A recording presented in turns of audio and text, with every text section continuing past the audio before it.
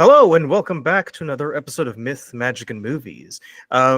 Today we have a very special guest with us, a recurring friend of ours, Chris Donnell of Postmortem Players, and we are going to be talking about something that is very relevant, as it was in 1692 and 1957, as it is in 2025.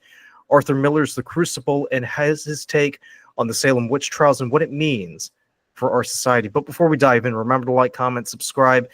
And as always, thanks for tuning in, and let's dive in. Chris, how are you doing this fine Sunday afternoon? I know you guys are pretty busy this spring. Oh yes, that's the understatement of the year. We've got so much going on, and of course, I personally have so much going on. But it's always fun to take time out to do one of these because I really enjoy them. So thanks for having me. Yeah, absolutely, and I'm just so happy that that you're willing to come on, because, like I said, I mean, springtime for most theater companies, it's almost like final exams. It's like, don't talk to me until the summertime, because I'm just going to be slammed here. Yeah. But one of the reasons why I wanted to have you come on, because Postmortem Players has always been known for putting on plays of a more gothic nature. I know last year you guys did Death Takes a Holiday, which has had many famous film adaptations. The big one being Meet Joe Black. But what kind of surprised me a little bit was the fact that you guys decided to put on a production of The Crucible. And in a way, I can sort of understand where you guys are coming from, because The Crucible is based on a very infamous episode of American history where where two girls went into a crazy fit and started accusing all sorts of people, and the legal system basically went haywire. But at the same time, because we are talking about Arthur Miller's play about the Salem witch trials, there's also a bit of a political undertone to it that in itself dives deep into the dark underside of American politics in the 50s. So I don't want to go too much into the Salem witch trials, but I do want to start off the conversation. What was it about The Crucible that made you decide this is something that I want to go ahead and have Postmortem perform? Yeah, I mean, well, the simplest is it's one of these pillars of American drama that has at least some sort of tangential connection to PMP's mission. I mean, obviously, the connection to witches and witchcraft, and regardless if it was obviously it wasn't actual witchcraft, but there's still that connection, and it's I said, such a classic of American literature that is important. I wanted to show PMP to do something this really meaty, well-known drama. Also, it's a show that for as famous as it is, a lot of the theater companies, you really don't see adult theater companies doing it a whole lot. I mean, sometimes you'll see high schools doing it. I know I think there's a company, I don't want to get it wrong, either Rock Hill or Fort Mill, who had just done it, but they've never done it at Old Courthouse Theater, where I've been doing most of my productions over the years. So it's also just wanting to have an adult production of this out there. And I've also I'm a big history buff, so the Salem witch trials has also been something I've always been very, very interested in. Maybe it was fate. 2 summers ago, I was in Salem, and did all the historical tours, and went to the little Salem witch trials, wax figurine that probably had the narrative track was probably made sometime in the 60s. So went through all of that, and so it had definitely been on my mind.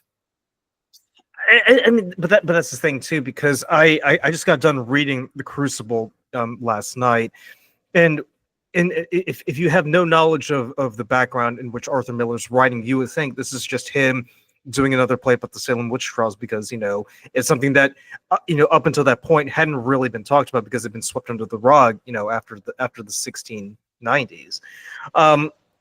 But I did a lot of research prior to this episode, and you come to find out that what Arthur Miller's tapping into, he isn't really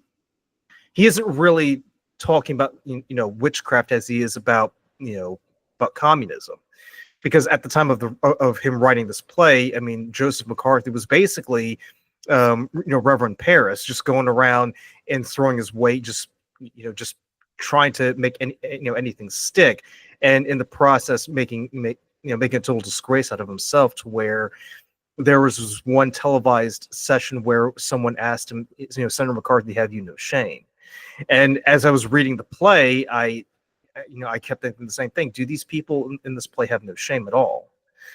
So can you talk about the process, about how you came about deciding that The Crucible would be the next production you guys would put on, and where you guys go from it? Because it's quite a long play, to be honest with you. It's about 135 pages, and a part of me is wondering, are you guys going to just perform the entire thing, or are you guys going to excise certain passages in order to make things flow a lot faster? Yeah. So I can answer that question first. So technically, I wouldn't be able to make any cuts without getting permission from the rights holders. Okay. That's one thing in theaters, not that people don't do that anyway, but I try to follow the rules.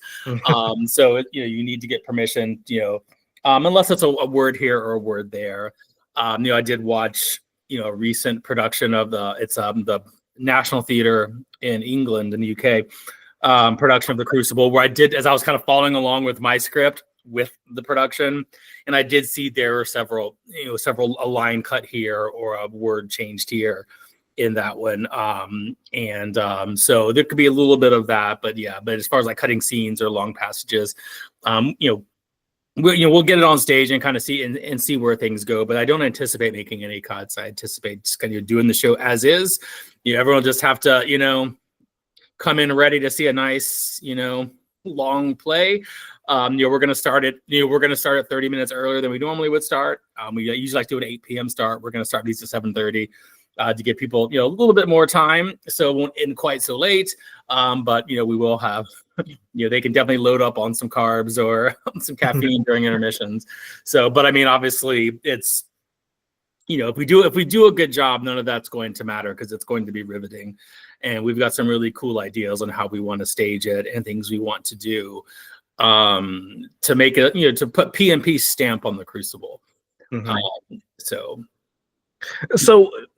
you mentioned something kind of interesting earlier, because you said that there had never been an adult production of The Crucible. Can you elaborate a little bit more into that? Because I figured with the subject matter as it is, like it's pretty mature, It is, but I think it's one of those where everyone's, most like high schools will study it in their literature classes, American literature classes. I know I studied it, and I think that was right when the movie came out. So I think we watched the movie in school, maybe that might have been when I was in college. I don't remember exactly when the movie came out. So a lot of them do that, would perform it because it's this piece they've all been studying. But yeah, obviously it is. There's some definitely adult themes and things, especially the relationship between Abigail and John Proctor. That's kind of a crux to the show. And it's, I have feeling everyone, for the most part, around here has done The Crucible at some point, but it's been a while. And I just, so I haven't seen a lot of these productions on the seasons of sort of the big theaters around. So it felt like, hey, this is the time to bring it back. And obviously within the current climate and where America is, politically, and the challenges we're all facing these days, you felt like the message was evergreen and important to get back out there. You had asked about, why I chose the show. My initial plan when I picked the show was to do this as our October show. And I'd had this idea of how we could squeeze this show with 21 characters into the black box. I had this thought of having all the characters sitting around the perimeter, and really making the black box like you're in the courtroom. But just didn't seem to fit that time. And we're usually in the October slot. I mean, I thought really the reason for October is because it would end our closing performance would be the Sunday before Election Day. And I was like, what a better time to kind of get a message up when people are going to the polls, and they could be thinking of hopefully the lessons they learned by watching The Crucible. But it just didn't fit in October. So, and we realized it really needed to be on the main stage. So we moved it to the spring slot, where it is now. And, and obviously still, I feel like the themes and the message are still just as important in the spring as they would have been in October. Right. So that's sort of that was sort of the thought process behind. I mean, well, that's another thing too, because because given what's happened over the past few months with with the president having implemented the promises that he made during the campaign trail, you kind of get the feeling, having it showing in the springtime would feel far more relevant than showing it in October, or, when we had no idea how things might transpire. Yeah. You know what I mean? Exactly. So another thing that I was thinking about as I was reading the play, because with Postmortem Players, you guys, like you mentioned earlier, you guys have a signature move, an aesthetic, really, that marks your production from from any other production, like in the Charlotte or in the North Carolina theater scene. With the Crucible, I feel like it almost feels like that there's a sort of standard. It's got to be set in the 1690s. It's set in this particular place in the Massachusetts Bay Colony, and the characters are coming from this particular worldview. So there really isn't as much leeway. How would you go about trying to putting your own stamp on something that in a way kind of feels a bit rigid almost? And I mean, and as you said, there's only so much. And then I'm very much a historical purist. Maybe I'm like I guess the Robert Eggers of I'm not going to all of a sudden take the Crucible and reset it for the Vietnam War or make some or do some or in 2025. Yeah, really. I'm not going to do it. I mean, to me, it's also I know that the reason it was written, but it's also a historical event, and so I want to be true to the historical event. And so I definitely want it set in 1692 in Salem Village. But with PMP, obviously us being the horror theater company, my goal, I want to lean more into the Gothic, lean more into the darkness. I don't want this big bright stage and all the scenes, because it would never be bright.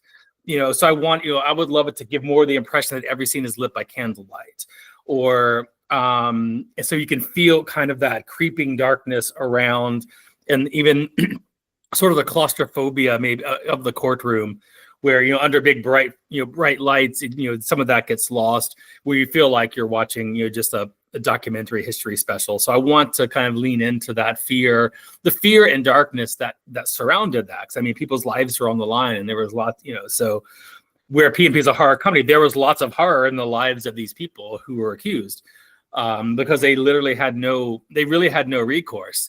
You either denied the charges against you and were executed, or you said, hey, yeah, I was in consort with the devil, and then you were ostracized and lost, and you had that stain on you forever. So there really was no winning. So it's just trying to lean into that fear of that and create that atmosphere. And so there's definitely some ways we're thinking staging wise. I mean, another thing was we have a meeting with our set designer today, so we'll see how much of this is possible. But we also want the ideas of these large, the trees, always there, kind of the end result, or where a lot of these accused are going to go. They're going to, so it's always having that reminder there on the stage. So those are a few of sort of the design angles to kind of put as I said, the PMP stamp on it.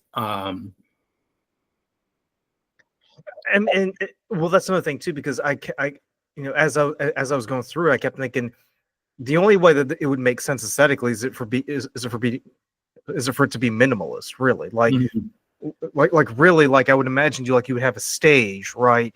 You would have the table where where the people just come up and just talk, and that's it. And then in terms of coloration, I imagine you would only have black and white to kind of accentuate the Gothic atmosphere. Right. Yeah. I mean, we're not planning to build some big, Puritan house on stage or anything. So it would be relatively minimal. I mean, but obviously with set pieces coming in to represent different parts, and a lot of that kind of comes down to what we have on hand and what we feel is worth building. Whether it's big fireplace in the back, or whatever we want to kind of bring on to represent homes versus courtroom versus other locations. But the idea is, as I mentioned, but having the kind of the trees on the side to reinforce that, and then I'd love to do like a cyc on the back, so we can whether it's blue, dark blues, or as you mentioned, black and white, to kind of show or even like a burnt orange to show different times of day. I think it'll be really really cool to kind of just set us in that world of 1692 and a more authentic feeling of 1692. Now, this isn't supposed to premiere until sometime in June. Is that correct? Yeah, June. We run June 19th through 29th. Okay, and you haven't really done casting as of yet, right? You're still in the pre-production phase. Yeah, so we cast in about 3 weeks. We do casting. I'm really excited to say that, and once again, maybe it's how this show resonates, and the fact that you can maybe prove that it hasn't been done a lot around here recently. We do audition signups, and we started with like, I don't know. Anyway, we're maxed out on audition slots for a play, which you can say maybe for a musical, but having 72 people signed up to audition for a play is very unique, and so I think it just speaks to the power of the piece, and the draw that it has and the relevancy it still has. So we're very excited about that, and we have a lot of talented actors, many who haven't worked with PMP before. So I'm excited. I'm excited for where this is going to go. And now you also mentioned too before we start recording that someone else will be directing this. You won't be, Yeah. So I mean, other than our first season, where I kind of directed by default, I much rather I much rather prefer to kind of be in that artistic director. I'm kind of that omnipresent being that's always around and always involved, but I'm not there on the day to day. We've grown enough where there's enough other day-to-day things that need to be taken care of, where I just don't have the bandwidth to be there every night at rehearsal and do all the extra work that a director has to do. So, it's important to me to choose directors that I can work well with, who are fine working within sort of the artistic director model. And then just, I'll meet with the director ahead of time to make sure that we kind of we're on the same page vision wise. And then go from there. And so I won't be directing. Gotcha. My fingerprints will be all over it. Right. It's like, we know Chris is involved, but he's not involved. Yeah. So I actually do want to dive into the play itself for just a little bit, because when we start off, it's basically it's almost like in media res, in the village of Salem, and as you said, you're very well versed in the history of the Salem witch trials, so I'll defer to you on some of these details. But when we start off, I mean, it's pretty much everybody just kind of figuring out what the heck is going on here, because you've got these two girls who, I guess for whatever reason, are starting to throw fits, and we've got Reverend Paris here, who he kind of reminds me of the Reverend from Footloose. Really, he's very much a guy who's very much set in his ways and feels it's my way or the highway kind of thing. Yeah. And because Paris is very new. He was relatively new to Salem. He was the new preacher they had brought in, and really trying to set up his. Yeah, and he was very, very much old school, I guess, and still was trying to kind of win over the town, win over his flock. So that definitely leans into his, into a little bit of how he's reacting. But another thing that's fascinating too, because I was watching a lot of videos on the Salem witch trials before we did this episode. The village was already in the state of suspicion, because we're talking about a place where people were they weren't as neighborly as you'd expect, right? No. And not to mention too, I mean, we are talking about a Puritan village, so we're talking about people who are very, very much extreme in their religious worldview and how they interact with each other. Yeah, I mean, also you look at it between, like, you even today, you look at what's going on in Charlotte Then you look at what's going on in some of the more rural areas around. That's sort of, Salem was kind of the sticks. If people who visit Salem today, that's not Salem in 1692. So it was far enough removed from Boston, where Boston was the city.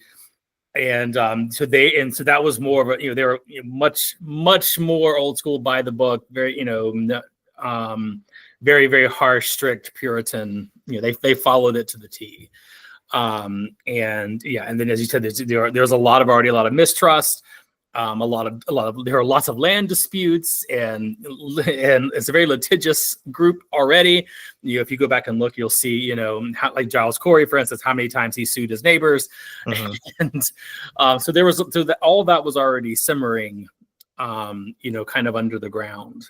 We'll also keep in mind too, because we are talking about a brand new colony, and they're pretty much living living on the edge, because not only do they have to deal with how do we figure out how to live in this new world, but they're also contending with the Native Americans who are in there, because I think, and Chris, correct me if I'm wrong, I think they just got done fighting in King Philip's War probably like a few years ago. Yeah, exactly. Yeah, so there was yes. I mean, it's once again sort of like I was hinting at. There was all this kind of danger and just right outside the door, and that all just kind of fed. That's why it was such a powder keg for hysteria, because there was already a lot of that just built in, and then what happened with the girls was just sort of that inciting. It was the match thrown on the gunpowder. And what's also fascinating too is that when you look at the Salem witch trials in the wider context of the 17th century, this really wasn't anything out of the ordinary, because witch trials have been a common occurrence for hundreds and hundreds of years, right? So if you were a contemporary at that time, if you saw what was going on, you would probably just say, well, yeah, what else is in the news, really? Right. And this was still kind of coming relatively close off the heels of the big witch hunts in Britain during the English Civil War. Right, with Matthew Hopkins and that war was ended in like 1651 or something. So that was still fresh, and a lot of Matthew Hopkins writings were still there. The books on how to deal with this. So it was still a very fresh idea, and there had been a lot. Obviously because of all that, there had been a lot of writing on how to handle witchcraft and how to deal with it, and so it was still top of mind. Yeah, because another famous witch trial that had been really big in England were the Pendle witch trials of the 1610s. So what's going on with what you see in Salem probably like 80 years later, it's pretty much just, it's not, if you think about it, it's not them making all this up on the fly. They're pretty much following the legal procedures that have been set in place, since Pendle. And obviously, and and a lot of them would have been in Europe, in England at the time, when those were going on before they immigrated to the New World. So, so to go back to what we're seeing right in the play, Paris pretty much decides, what better way to, discipline my flock than to basically, implement these trials, because and again, correct me if I'm wrong, Chris, but as I'm reading this play, I kind of get the feeling that Paris is kind of like the mastermind. He's sort of like the man who's manipulating everything behind the scenes. He is, yeah. He's the instigator. He's the mastermind, but I think he's also the person then that allows it to get out of control, where then he can't control it anymore, because obviously then the main government gets involved. The head of the colony got involved, and then they bring in the court of Oyer and Termiter. Termiter, Oyer and Termiter, and so it's all seven. So it explodes and gets bigger, and then it's and then you can't put the genie back in the bottle at that point. But one thing is we have to keep in mind, and it's one of the things I think even Arthur Miller was talking about, with how he was trying to make that parallel between the Red Scare and what's going on in Salem, was people will say, well, yeah, but witches aren't real, communists are real. But in the mind of anyone in 1692, witches were 100% real. So we have to make that little bit of leap that to anyone in that society, they all believed in it. There was no doubt that was there. So so it's not a, hey, we're going to make up this fake being and then accuse all these people of it. It was something that to them was very real and very existent. So we always said we have to keep that in mind when we look at what's going. Was it, it wasn't this wild suggestion, and initially because they all would have believed it. Right, and the fact that the courts got involved would tell you that they're responding to what they perceive as a real threat, right? I mean, because if you think about it, no rational court would waste their time going after something that they thought was a fantasy. Exactly. To your point, and what I also found quite fascinating was the fact that I think it was the former pastor of Salem, who was Parris's predecessor, when he was placed on trial. He was supposed to. The idea was, anybody who was in league with the devil could not recite the Lord's Prayer, and he recited it perfectly. Yeah. So it made me wonder, just like with the Red Scare, anybody who is accused of either being a communist or a witch, they can't be X. They have to be this. They try to box them into these categories, and it turns out that's not necessarily the case. No, because if you remember when Burroughs did that, then it was I can't remember if it was I forgot if it was Danforth or Haythorne or Mather. One of them, was like, well, they came of why there was an exception to that rule, why he was able to do this. Oh, this was, so once again they were throwing exceptions to still, and then that's where it got out of control. To still get these convictions. Because Bird, he recited it perfectly, and I was like, well, but right. this is why you were able to do it this time, And, right, and it's a perfect transition, because I also want to talk about Cotton Mather, because I feel like if Parris is the instigator of this, if he's the one who kind of got things rolling, then Mather is the one who wanted to keep it going. Really, what. I mean, based on your understanding of the history of the trials and what you saw in the Crucible, I mean, how would you think Mather kind of factors into our modern understanding of what we know about the Red Scare and of the witch trials? I mean, Mather was sort of that, where Parris was, the instigator, and he was kind of the old school, fire and brimstone preacher. Mather was a little bit kind of the next extreme. I don't want to go too far and say, oh, he was the Fred Phelps, the Westboro Baptist Church at the time, anything like that. But I mean, it was sort of, definitely once again, he's one of those that just, it was an instigator, really saw this. And obviously I think him and his father, Increase Mather, they had been very much involved in writing on witches and witchcraft. So this was sort of like, hey, here's our big moment. So, right. And they were determined, because, once again, if they started letting people off and it showed that they were wrong, then they would be discredited. So it was also a little bit of that self-preservation, that they had to go all in on this, because so they themselves wouldn't be, they looked at it as frauds. Yeah, because their political careers were just as much at stake. Because whereas with Parris, it was very much local. With Mather, there was a much larger implication, because not only did you have the son, but you also had the father kind of involved in the whole Massachusetts Bay Colony political scene. It kind of reminded me a bit of Richard Nixon in a weird way, because Nixon, even if Nixon hadn't been the one to kick off the whole Red Scare McCarthyism trial, as these trials progress, you kind of get the feeling he has to keep it going, because he's staking his career, his political future, as someone who is tough on communism. Now obviously that doesn't work in his favor, when it comes to what we see later on with the debate with Kennedy. But by the time you get to 1969, he finally wins the presidency. He kind of feels a bit vindicated.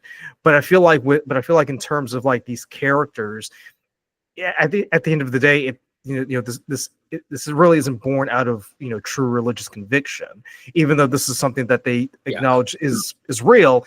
This is just more of them trying to like make sure people know who they are and kind of fear them. It is, and I think it starts as religious conviction. It starts as kind of as this, once again, Paris having the perfect the perfect opportunity to really rein in his community behind him. That look, he's the one who's gonna cast out these witches, and then it goes from there. It expands, and then it becomes the opportunity for neighbor to settle old grudges with neighbor. Like the biggest example are the Putnams, who do appear in the Crucible, but Thomas Putnam had a lot of land, and then a lot of the land right around him if you start looking at them, were all people who were accused, because if they had, once again, had they been executed, their land would basically go back to the community, and then he could gobble it all up and make himself even more wealthy. And that goes into the whole reason why Giles Corey,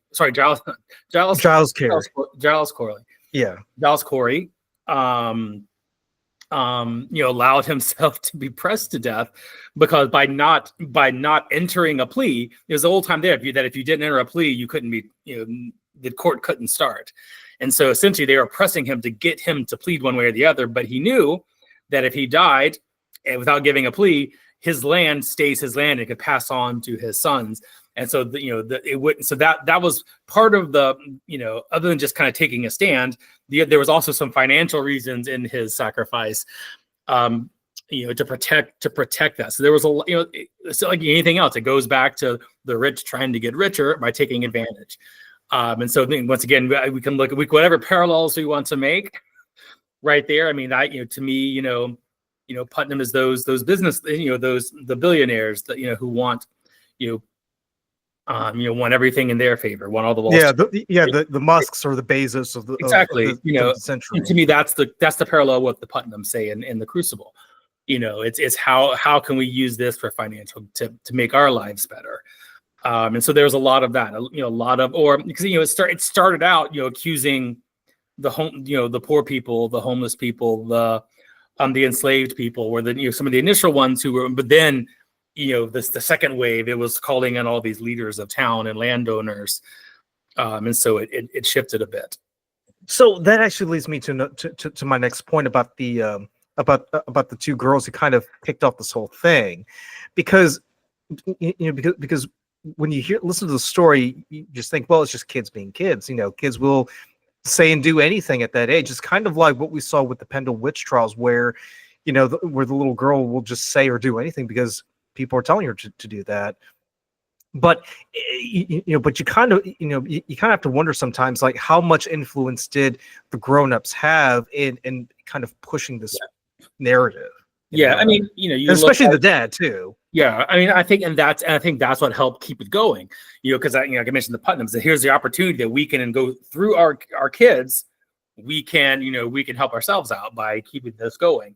But I think initially it started because, once again, it was a very punishment was very severe, and I think they were really getting into the stuff that they were learning from Tituba, and they got caught, and so this was their way of not getting in trouble. And then all of a sudden, adults start paying attention to them. And in this society, obviously it was a very patriarchal society. So, and then obviously is also the society of children are seen but not heard. And so here are these young girls in this community where they really would have had the least amount of power of anyone in the community. Now all of a sudden they have this, and everyone's listening to them. And so it kind of gives them this feeling of importance. And then, so I think that so kind of continue all of this, and then just as it grew, then it was one of those where they got this point, they can't stop, they have to keep going. And then I think there was more of the adults and things started getting involved and egging them on and asking, trying to feed them names and things like that. I mean, so I do want to just go back to the production of the Crucible, to what you guys are going to be doing in June. Mm-hmm. How do you think you might try to approach this? Because on the one hand, it's just a play about the Salem witch trials, but at the same time, we also know that there are serious political undertones that are that can be relevant at any given time period. Yeah. Do you feel like there is a fine line you need to walk, or do you feel like if people were to ask you, you would say, well, we're more interested in portraying the history that inspired Arthur Miller? Yeah, I mean, I think you know, my directive, one thing I talked with the director about is that anyone coming in to see the Crucible, you'll sit there and then you'll just all of a sudden identify with the people being accused. You'll identify with John Proctor. You'll identify with Rebecca Nurse. And, and so then you can kind of see the show as, oh, you view it as this lens of you being persecuted. But I feel like what I would like to try to do with this production is flip the table a little bit and have the audience feel, because obviously they, in their minds coming in, they know that all these people are innocent. They don't believe any of them were witches. Right. They know that they were falsely. So if we can sort of flip the table where the audience feels that they are the ones unduly persecuting these people, I think hopefully that'll help to more get that point across. I think it's them feeling at the end the guilt of, oh, what have I done? What have we done? We've got caught up in this hysteria and this mob mentality, and then just accuse all of these innocent people. And I hope by that they can start thinking, maybe look through sort of the stuff that's going on in society today, where there's it's rule one in the handbook, is to create an enemy and then rally everyone against that one enemy, right. And I think and whether that, and whether it's the Jews in Nazi Germany or, the communists, the proposed communists are in the Red Scare, or, whatever it is now, whether it's, immigrants or the LGBTQ community, it's creating this enemy that the unknown, the person who's different. And I think that's the same thing that was going on in Salem. And so I think by seeing it from the perspective that you are part of the mob, you are part of that, you're not thinking individually, you're thinking as part of the mob. You're afraid to stand up, or maybe did the entire populace believe these all were witches, or did they just go along with what was going on because they themselves didn't want to be accused? And so there was that fear, and so they went along with it for that reason. I think it's teaching that lesson, just about standing up for what you believe is right, rather than going along with what you're being told is the way you need to be, or just what everyone else is doing, out of self-preservation. Yeah, and that's an interesting point too, because if you think about it, most people are, whether they want to acknowledge it or not, they are part of the crowd. I mean, yeah. I mean, a lot of people will say, yeah, I'm not going to buck convention. I'm just going to go with the flow on this one. So do you think by going with this paradigm of having the audience kind of partake, in these trials, do you think there's a mission almost to kind of make people realize, oh shit, like I've been a part of this the entire time and I didn't even know it? Yeah, for sure. Or just start thinking about maybe everything we're being told, all of these stories and all of this that's demonizing, just normal human beings, as maybe I need to start being a little more critical of what I'm being told, and being more attuned to these ploys or propaganda, and and are these people really the enemy, or are they just being presented as an enemy to get me riled up so that I will go along with whatever I'm being told needs to be done? Right, because again, to go back to what we were talking about earlier, I mean, we are talking about a puritanical society where you kind of had to follow what everybody was saying, and if you didn't follow one iota of what was being taught, then you were subjected to exclusion. I think who was it Sarah Osborne or Sarah Good, the one who was homeless? A lot of people kind of looked at her and just thought she definitely doesn't fit the mold, and just by being who she was, she kind of painted a target on her back. Exactly. If you look at the original accused, you had an enslaved person with Tituba. Mm-hmm. You had I forget Sarah Good or Sarah Osborne. I need to review, but one was homeless. I think one of the I don't know if it was Sarah Osborne. One of the others was had children out of wedlock. Yeah, she was pregnant at the time of the trials, wasn't she? Yeah, I mean, and I think that might have been Sarah Good. I think it's anyway, I have to go back and look. There's But a yeah, lot of Sarahs in there. there are. So they were, they were the ones who already were sort of on the outside of the church, the people who were already looked down upon by the community. Yeah. And so they were the initial ones who they put up, But then when it got to Rebecca Nurse, who had been this pillar of the community for many, many, many years. I mean, once again, however old she was, 70s or 80. I mean, that's pretty old for some. It's old now, but it's especially old in 1692, and had been, just as I said, this pillar of the church, very pious, very religious, and and then all of a sudden, when you can get her accused and have the town doesn't rally behind this person that they've cared about for all these years, that just shows. And then even to the point, we hadn't got to this yet, but. And all of a sudden they allowed spectral evidence to be presented. I mean, that's just one of those bogus things ever. But and people should have been able to see through that immediately, but they didn't. Well, Chris, for those who aren't familiar with it, what exactly is spectral evidence? Because it just seems like a flight of fancy in terms of legal thinking. Well, it was essentially that the girls could say that the witches were making them see things. And then whatever they said could go in as evidence, that no one else could see it but the girls, and so, but that was allowed to be permissive. So there was no tangible hard evidence. It was just it basically was essentially based on hearsay and circumstantial. Mm-hmm. They would say, oh, so and so is flying. I see she's sitting whatever she's flying, and the girls would all, no one else could see that, but it was presented because the girls were saying it, and they took everything as 100% truth. And something that would never fly anywhere. And really, even in 1692, it shouldn't have flown. But, that was still, that as it went on, that, kind of began the beginning of the end a little bit. I mean, of course, the real reason it ended was because someone, accused the Lord Governor's wife, and he's like, yep, let's put it into this now. Right. So, Yeah, and that's what I found so interesting is the fact that all the adults in the room really didn't want to put an end to it until the governor himself found his wife as a target. Then he was like, okay, maybe you guys are starting to overreach yourselves on this one.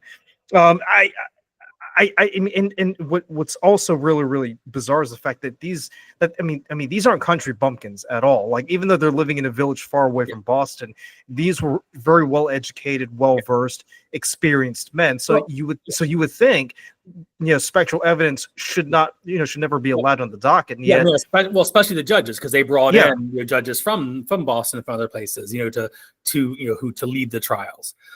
So especially, these were, so they're people that people would trust because they are such high-ranking officials.